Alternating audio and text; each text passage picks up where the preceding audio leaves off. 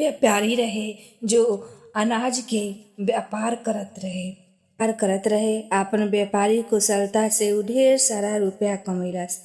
एक दिन उ आपन दोस्त और संबंधी रामलाल के यहाँ गईल तो ओकर बाबूजी बहुत ही स्वागत कइलन। रामलाल अपन रहन सहन और खाना पीना में बहुते खर्चा करत रहे। ई देख रामपाल से शीशपाल बोल उठल कि कुछ बुढ़ापा खातिर भी जमा करल, सब कमाई अभी खर्चा कर देब, बेटा खातिर भी कुछ संपत्ति बचा के रख।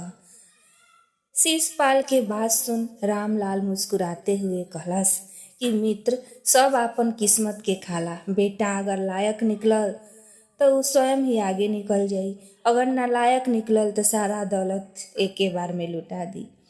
वर्तमान में कटौती करके भविष्य खातिर बचावल हमरा अनुसार ठीक नइखे। शीशपाल के रामलाल एक जमींदार के कहानी सुनैलस, जेमे उ जमींदार के सारा संपत्ति बेटा के यासी में उड़ा देलस और जमींदार साहब किराया के कोठरी में आपन अंतिम दिन बड़ा कष्ट से गुजरलन।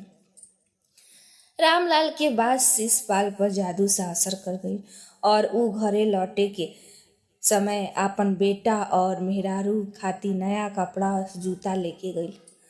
बच्चा के पढ़ावे खातिर ट्यूशन लगवा देलस। एकाएक परिवर्तन पूरा परिवार के आश्चर्यचकित करे लागल। शीशपाल आपन लइकन के पढ़ाई स्वयं ही देखे लागल तो दोनों बेटा और बेटी के मन में भी पढ़ाई में लगे लागल।